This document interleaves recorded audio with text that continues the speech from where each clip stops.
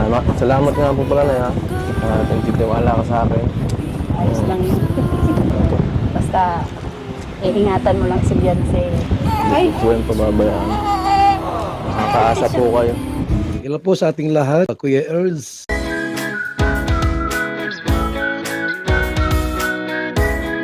Hello mga kalingap! Muling pagbabalik sa ating munting channel, Kuya Ers. Maganda po ang ating topic ngayon mga kalingap. Patungkol po ito kay Idol Eds. Malaki ang tiwala sa nanay ni Idol Eds mga kalingap para kay Beyonce. Yan po ay sama-sama nating tutukan mamaya mga kalingap. Pero bago ang lahat, atin munang batiin ang ating mga silent viewers, silent subscribers at lalong-lalo na rin po ang ating mga magigiting na OFW na laging nandyan para sumuporta sa lahat ng mga vlog ni Idol Rob at ni Kuya Val. Lalong-lalo na rin po atin ring batiin ang ating ama ng kalingap, Kuya Val Santos Matubang, Idol Kalingap Rob, Ate Edna Vlogs, Ma'am Jackie Tapia Matubang at sa lahat ng mga kalingap reactor partners, kalingap charity vloggers sa buong Pilipinas. So ngayon mga kalingap, ating masaksihan ngayon, pinuntahan ni Idol Eds ang mga magulang ni Beyonce para po ipagpaalam niya na ang kanilang lupa na nabili ay madagdagan po ito ng 100 square meter, bali total 200 square meter na po ang lupa ni Beyonce mga kalingap. So ngayon, hindi na po natin tatagalin pa yung intro mga kalingap. Simulan na po natin. So please watch this. Tao po. Tao po. Tao po ba dito? Ilang tao? Hello po. Hoy, Nay. Pasok po. Please po. Magandang tanghali po. Pasok. Parang walang tao ngayon dito. Nasa school po yung mga kasama niyo dito. So, school sila. Si tatay po, asan po? Nandiyan naggagawa ng ano. Siya man pala. Nasaan ang si wifey po? Ay, si Beyonce nga po. Nag-ano muna sa school sila. Upo po kayo, upo po kayo muna. Sige, pasok po kayo. Siya nga po pala, may dala akong pagkain no, para sa inyo. Salamat. Mm-mm. Pasok. Grabe. Mayroon po sana kaming ano eh. May sadya po sana kami dito. At ano sana yung tungkol dun sa lupa no. Salamat. At bibilin sana natin. Ay, Isasama sana natin si si Beyonce sana kaso wala naman, si tatay na lang siguro. pasok na Oo. pasok na mamaya pa yun. Opo. Siguro mamaya pwede naman bumalik na lang pagka pagkatapos.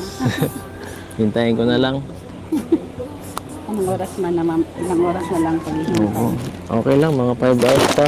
Okay lang po, maghihintay tayo dito. Siya nga po pala na, kumusta naman po si Beyonce? Okay naman siya, kaso ano, nasira pa yung cellphone. Ay, nasira yung Kaya cellphone. hindi nakakaano, nanghiram lang ng ano sa Ah, papa niya, cellphone. kaya po pala parang bihira siya mag-online ngayon. Nahulog sa ano, sa timba. Kala ko nagalit siya sa akin eh. Hindi, Kaya nasira pala. lang. Kaya Ano pala na, di siya nagre-reply sa mga chat ko minsan eh. na ano na yung cellphone niya, nahulog sa tubig. Yung naghuhugas ng pesta, Oo, naghuhugas siya ng plato. akala ko nagalit siya sa akin dahil di kami naka-attend eh. Hindi na. Saka ng binyag nito. Sorry ha. Daming tao. Kaya pala. Hinintay nga kayo noon. Sige, Wala galit darating. to. Inipigit ang kamay ko. Galit si ate mo. Siya. Hi. Ito po, oh. Kung may kanin dyan. Ay, kumain na po. ito na. Kumain na Ay, kayo? kumain na po. Ah. Sige lang po. Pero kung may kanin po dyan, makikain naman kami Meron dito. dyan, ang dami. Kain kayo. Kain kami. Tol, kain! Tay, ganda tanghali po. Tay, tungkol dun sa lupa nung sa bahay niyo, titire ka ng ay bibilin sana, sasama sana namin ikaw para bilhin yung isa pang lote dun. Malaki na yun. Yun nga po. Para baka kulangin ka eh. Baka kulangin ka. Sobra na yun. Laki ng maigi yun. Na yun. Na yun. Gano'n nakalaki yun. Dapat nga yung ganito lang para madali lang anuhan.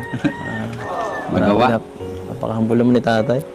Oo. Malayo lang sa dagat. Grabe talaga ha. Gusto lang talaga namin mapalayo dito sa dagat. Sobrang dami kasi nagmamahal sa anak niya, tay. Kaya marami Kahit na ano lang ang ano namin, makaalis lang dito ay salamat at ano, kahit sobra-sobra na yung pagtulong nila sa anak ko. Sige pa din sila. Siya nga po. Kaya tanggapin nyo na lang po yung tulong. At yan, nandyan na rin eh. Hmm. Ano po? Hindi pa po yata kayo nakain. Yun mga kalingap, mukhang seryoso na po si Idol Eds kay Biancy. Parang totohanan na mga kalingap, no? Talagang nagseryoso na po si Idol Eds dahil close na po silang tatlo mga kalingap, no? At talagang nakikita na po sa nanay at tatay ni Biancy na ang kanilang future, no? Future na magiging makasama habang buhay ni Biancy. Walang iba si Idol Eds mga kalingap. Yan po ay ating makikita mga kalingap ngayon dahil seryoso na po ang kanilang usapin mga kalingap. Ano kaya ito? Yan po ay ating makikita sa video ito. Please watch this. Nay, Sige na tayo. kain na po tayo. Kain na kayo. So ano na eh. Excited na kayo sa papagawang bahay.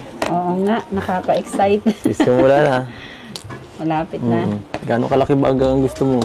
Ay, kahit maliit lang, okay na yun. Kahit yung... Kasi mahalaga makalis lang baga sa dagat. Ay, oo Kasi po. kinain, ano nga, Ay, salamat kinatkat po. na naman. Sige po, samahan nyo na po kami. Sige, kain na. Grabe.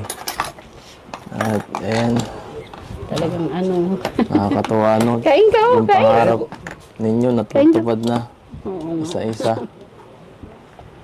Pati pangarap ko. Ay, makakalis na kami sa dagat. Pag malapit na bagang tag-ulan. Siya nga po, no? Sana hindi mo na magbagyo. Sana nga. Para delikado dito eh. Nalalim pati baga. Nakakapunta na dito yung tubig ay. Hindi na ako mapigil ha. Makain na po talaga ako at gutom na ako eh. Ito lang, maliit lang. Ay, kakain na si Kuya. Ay, si Kuya Edo. Kain tayo, Kain Be. si Kuya Edo. Taba-taba yung batang yan, oh. Tinitingnan ka, oh. Ah, Tinitingnan. kain. Hindi pa naman siya kumakain. Dede lang. Sayang wala si ate mo. Katingin daw. Sunduin natin sa sa school. Tutoy. Sunduin natin. Kalintayin tricycle. Naglaban niya. Salamat nga po pala na ya. Nagtitiwala ka sa akin. Ayos lang yun.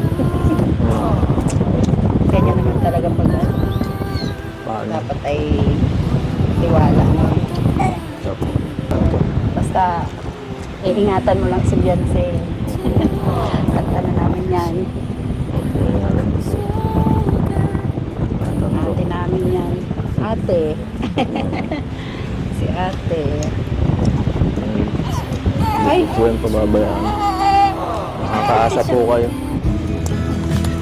Si ate namin. Sa atin natin. Ano, malapit na ang birthday ni ate, oh. Diba siya, oh. Malapit na birthday.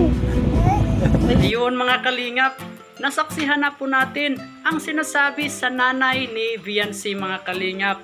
Sabi ni Idol Eds na maraming salamat daw dahil malaki yung tiwala sa nanay o sa tatay kay Idol Eds.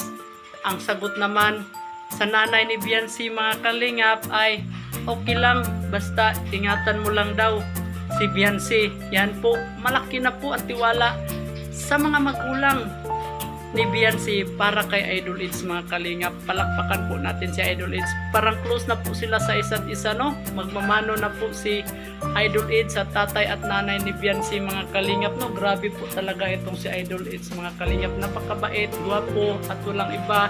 Napaka matulungin, no? At swerte po talaga si Biancy dahil naging partner niya si Idol Eds. At swerte din si Idol Eds dahil na partner niya si Biancy na puro mga mababait mga kalingap. So, di na tayo magtatagal mga kalingap. Hanggang dito lang po muna mga kalingap. Sana ay ating suportahan si Kuya Bal Idol Rob at Edna sa lahat ng kanilang mga vlog dahil dito kinukuha ang mga gastusin tulad ng pabahay, groceries, allowance sa mga beneficiaries, gamot, pagkain at iba pa. So ngayon, huwag rin kalimutang mag-like, comment, share, subscribe at i-on ang notification bell para lagi po kayong updated sa susunod nating mga uploads. So ingat po kayo lagi. Bye bye guys and God bless. To God be all the glory. Psh!